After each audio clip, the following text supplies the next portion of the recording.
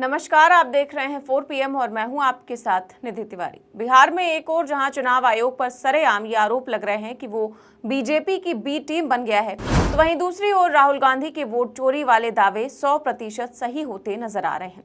जी हां, बड़ी खबर निकलकर सामने आई है कि देश में वोट चोरी कराने का एक बहुत बड़ा अड्डा पकड़ा गया है और इस अड्डे से सीधे बीजेपी नेताओं के तार जुड़े हैं। ऐसे में ये बात भी शीशे की तरह साफ हो गई है कि ये पूरा खेल सिर्फ और सिर्फ इसलिए किया जा रहा था कि मुस्लिम वोटों को काटा जा सके। सबूत सामने आते ही पूरे देश में हड़कंप मच गया और आनन फानन में ज्ञानेश कुमार जी ने प्रेस कॉन्फ्रेंस बुला ली है। तो बिहार चुनाव के बीच कैसे और कहां वोट चोरी का अड्डा पकड़ा गया है और कैसे अचानक ज्ञानेश कुमार जी घुटनों पर आए हैं, सब कुछ बताएंगे आपको इस रिपोर्ट पे। तो बिहार की एक दिन पहले तेजस्वी यादव की रैली सिर्फ और सिर्फ इस वजह से कैंसिल कर दी गई थी कि वहां पर अमित शाह की रैली थी। वैसे वजह खेल ग्राउंड और टकराव बताया गया था, लेकिन ग्राउंड से जो रिपोर्ट सामने आ रही है उसमें दावा किया गया है कि तेजस्वी की सभा इस वजह से कैंसिल कराई गई थी ताकि अमित शाह की सभा से भीड़ कम ना हो सके। ऐसे में कहीं ना कहीं चुनाव आयोग पर बड़ा आरोप लगता हुआ दिखाई दे रहा है और चुनाव आयोग की साख दांव पर लगी है। लेकिन अगर बिहार के मुकाबले कर्नाटक की बात की जाए तो यहाँ वोट चोरी का अब तक का सबसे बड़ा सबूत निकलकर सामने आया है और इस सबूत ने हड़कंप मचा दिया है।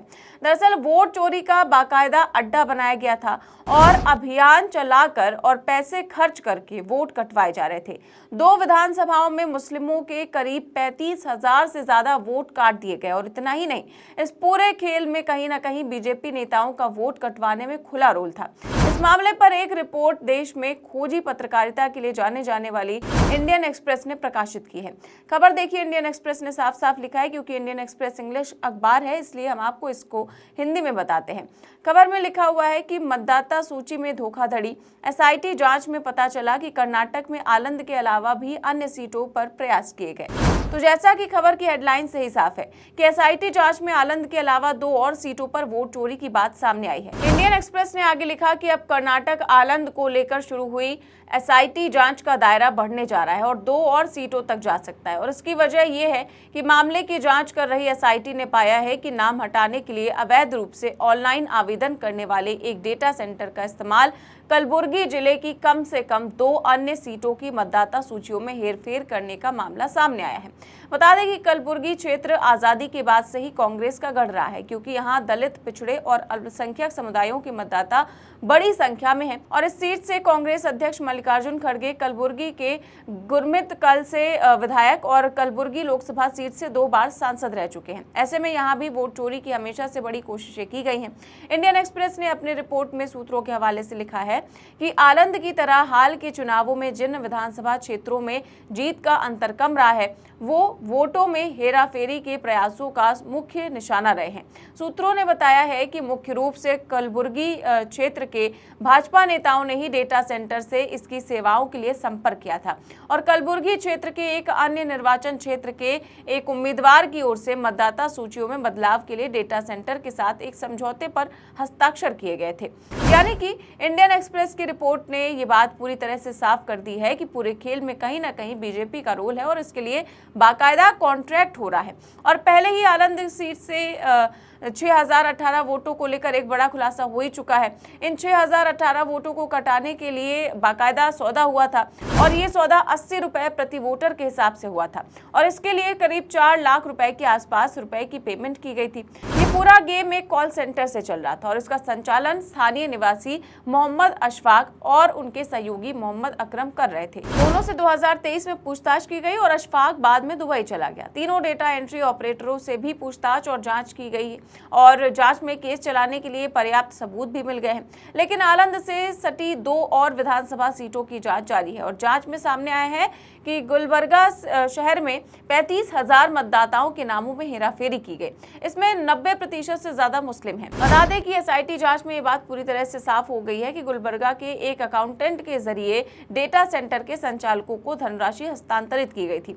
सूत्रों ने बताया कि अकाउंटेंट इसमें अहम भूमिका निभा रहा था। उसका लैपटॉप जब्त कर लिया गया है और जांच जारी है। लेकिन ये बात पूरी तरह से इंडियन एक्सप्रेस ने अपनी रिपोर्ट में लिखी है कि एक और अड्डा पकड़ा जा चुका है और आलंद में तो सिर्फ 6000 वोटों को पैसे देकर कटवाया गया था, लेकिन गुलबर्गा में तो 35,000 वोटों को पैसे देकर कटवाया गया है। ऐसे में एक बात बात शीशे की तरह साफ हो गई है कि वोट चोरी बड़े पैमाने पर कर्नाटक में हुई है और एसआईटी जांच के दौरान जो बातें अब तक सामने आई हैं उसमें कहीं ना कहीं बीजेपी की होने के सबूत भी सामने आ चुके हैं। आलंद में पूर्व विधायक के घर पर छापेमारी और सबूतों को जलाकर मिटा देने के न सिर्फ आरोप लगे हैं बल्कि कलबुर्गी में 35,000 वोटों के डिलीशन के मामले में कहीं ना कहीं बीजेपी नेताओं की ओर से ठेका देने की बात भी सामने आ रही है। हालांकि यहां मामला विधायक स्तर का नहीं है बल्कि यहां पर पार्षद और स्थानीय नेताओं के आदेश पर 35,000 वोट डिलीशन कराए जाने की बात सामने आई है। ऐसे में एक बात तो साफ है कि वोट चोरी का खेल अंदर खाने में कुछ ना कुछ तो चल रहा है। आलंद में तो बाकायदा केस चलने जा रहा है जबकि कलबुर्गी में सबूतों की तस्वीर धुंधली ही सही लेकिन मुस्लिमों के वोटों को कटवाने का बड़ा खेल पकड़ा गया है।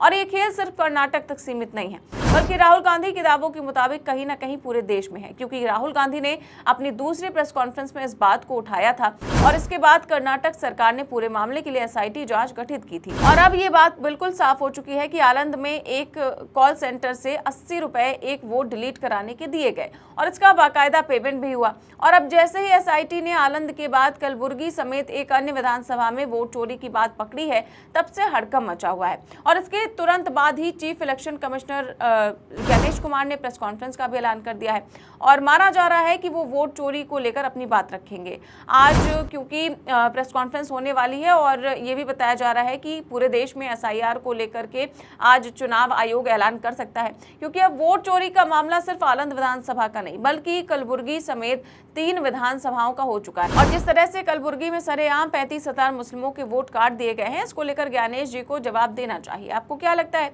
कि जिस तरह आलंद के बाद 2 और विधानसभाओं में वोट डिलीशन का मामला सामने आया है, चुनाव आयोग को इस पर तत्काल कार्रवाई नहीं करनी चाहिए? क्या ज्ञानेश जी के विभाग को पूरे मामले की तह तक नहीं जाना चाहिए?